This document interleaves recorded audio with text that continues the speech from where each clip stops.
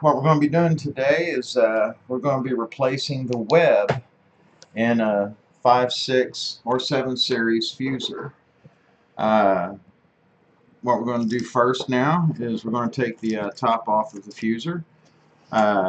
If you look up here, you'll see that there's 2 black screws. If you look in the felt, sometimes it's a little hard to see, but you'll see an arrow pointing at the screws. And so you just go ahead and take those 2 black screws off first.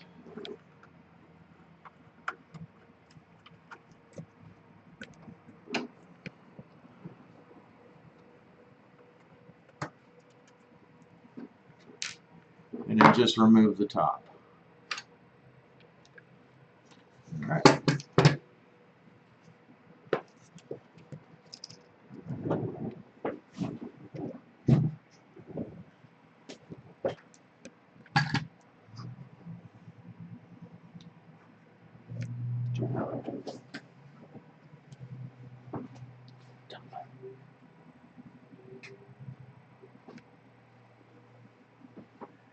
Alright, this is the cleaning web in the fuser, and we're going to go ahead and replace this one. And to replace the web, you will replace all the rollers there.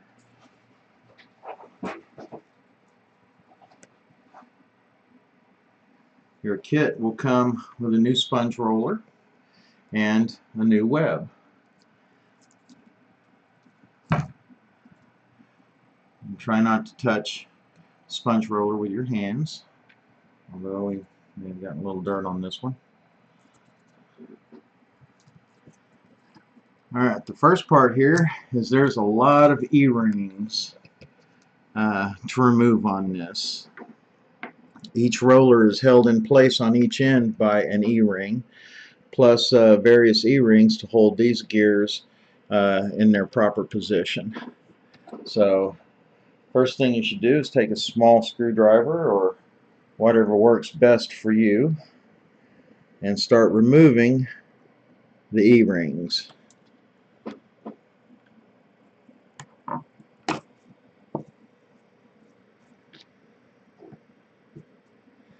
Now what I usually do is remove these back E-rings here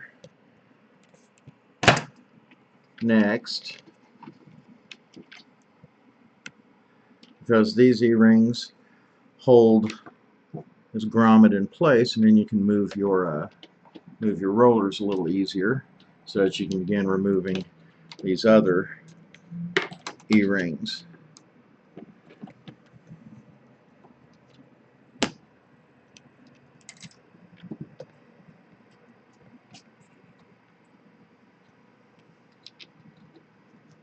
And then you pull these gears off. Now this first gear just simply comes right off. It's just held in place by that E-ring here. This next one, as you pull it out, be careful, and you'll note that it actually has a pin in it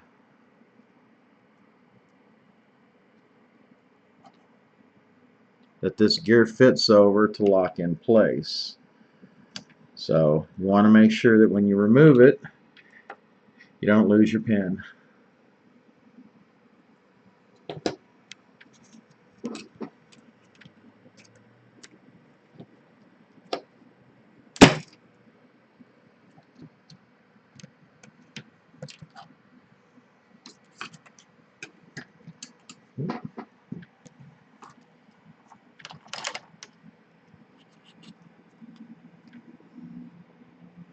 As you can see, there are a lot of E-rings. Alright, then you go ahead and turn around on the back, remove these 3 on the back.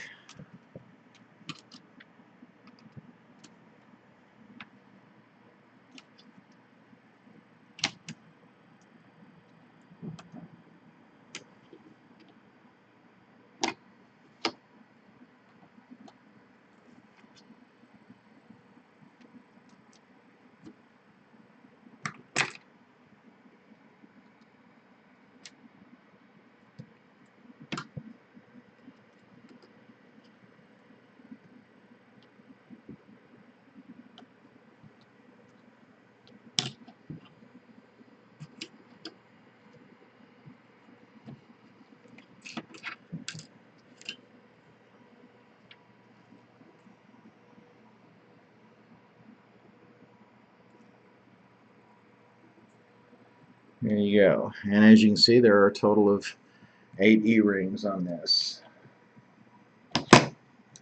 Now, you can go ahead and remove these spacers from your center roller and these one-way bearings. Now, the one-way bearings only go on your center roller, and if you'll notice, they have a notch on one end, or not so much a notch as the ridges stop. This is to indicate direction. So you want to make sure that you put these back on in the correct direction. Now, your kit will come with 2 new ones.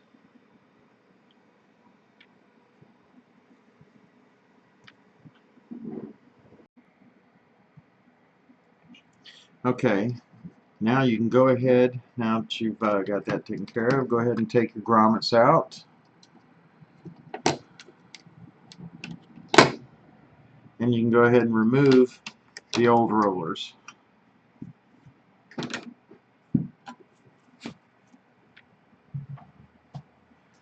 And we have a set of new ones here. And what I usually do first is go ahead and put the sponge roller in. And remember, this is the one that goes with your one-way bearings. You'll get a set of new one-way bearings that come in the kit. But you want to make sure that, of course, that you put them on in the correct direction. And the way to check this is that in your lid you'll see this notch that goes all the way down to and actually splits the case here. You want to make sure, you see this notch here, it's right next to the brake. You want to make sure that your sponge roller will roll in that direction. If it rolls in that direction, then your directional bearings are on correctly. Now the next thing you need to do is go ahead and put your spacers on these. And you can go ahead and reapply your E-ring.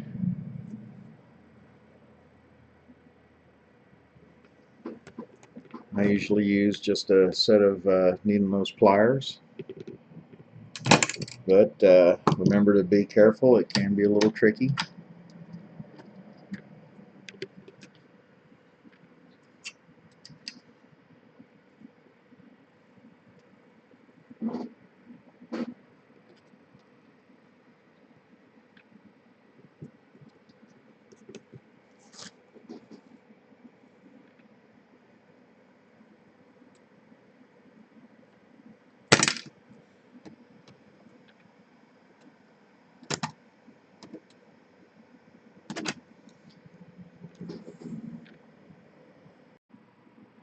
Alright, once you've got your E-clips back on, this roller is in place and it should roll towards this split in the case. So you want it to roll in that direction. Okay, the next we're going to do is now you have your web itself, and you want to go ahead and open the package and get your web out.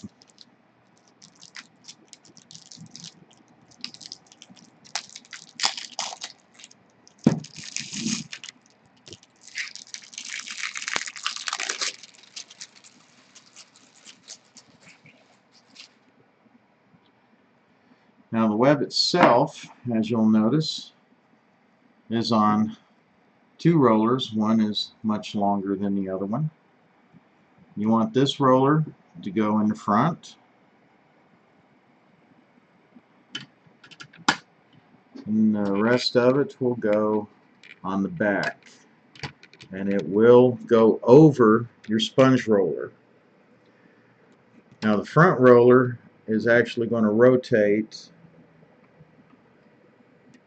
when the top is on the fuser in a counterclockwise motion. So what you want to do is go ahead and roll up your tension and roll up your, well, you're not rolling up tension yet because your spacers aren't in, but when you do roll it up, if you'll notice, there is actually a number on the web. And once you have everything completely mounted, you want to make sure that you roll this up a few rolls so that you basically get to that number and you start covering it up. But go ahead and put your spacers back on, and put your front spacers in.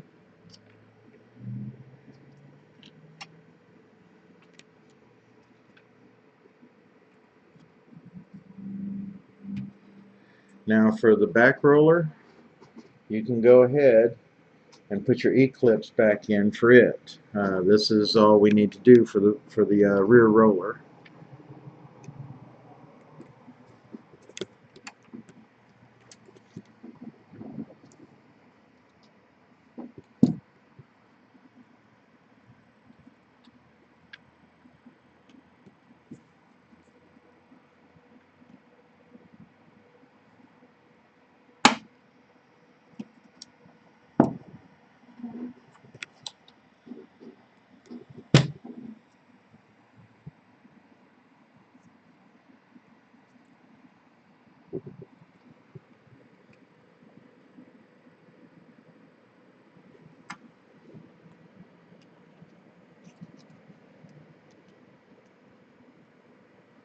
This rear roller can be a little tricky to get your E-clip back on because of the angle.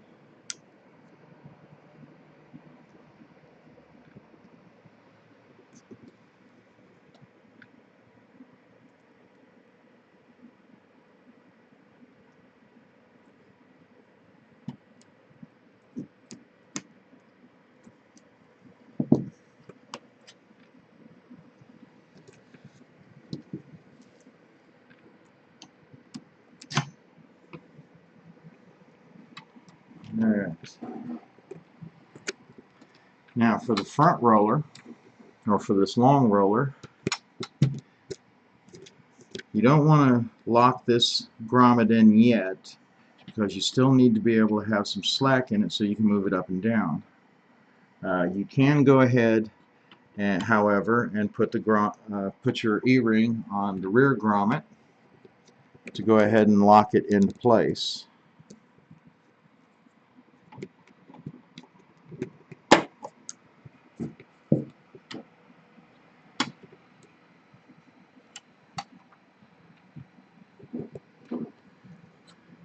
Now, on the front roller, still need to be able to lift it up a little bit. Make sure that your hole in your shaft is perpendicular. And then reinsert your pin. Take your smaller gear, slide it over it, onto the pin, and you can take your larger gear, slide it onto the shaft, and now you can take this and lock this one down.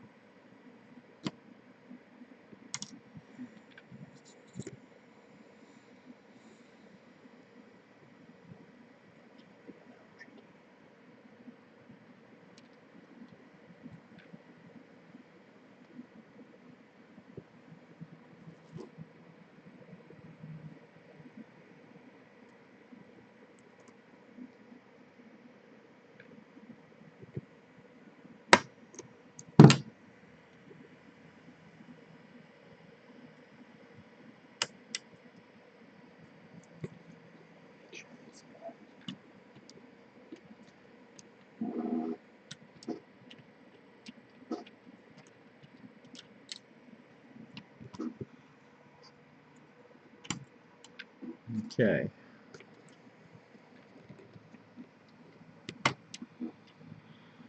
Now, you can go ahead and put this grommet in and put this E-ring on to lock the shaft into its proper position, final position.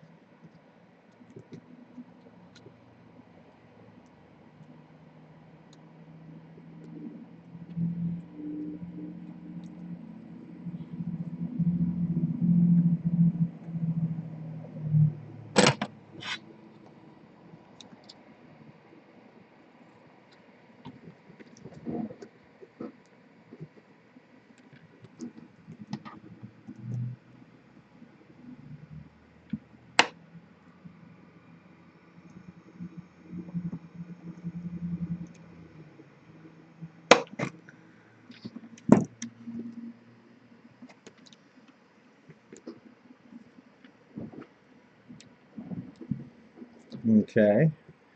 You're going to take your last grommet and put it back in here. Make sure it's seated properly in the front of the lid, and then put your last E-clip on.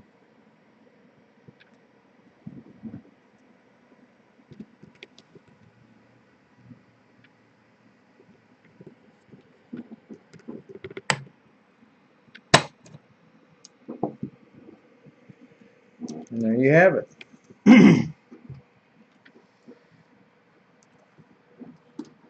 Now you want to make sure that your E-clips are properly set. They're all in there correctly.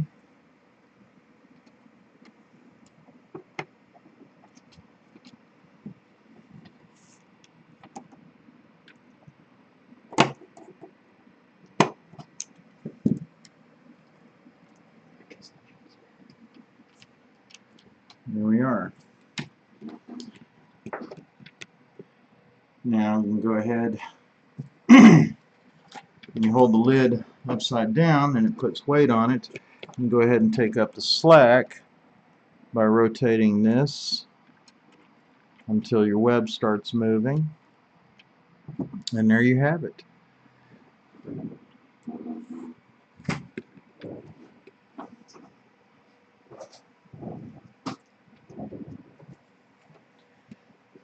You simply take the top and put it back on the fuser. Make sure this gear section is on the end of this gear section,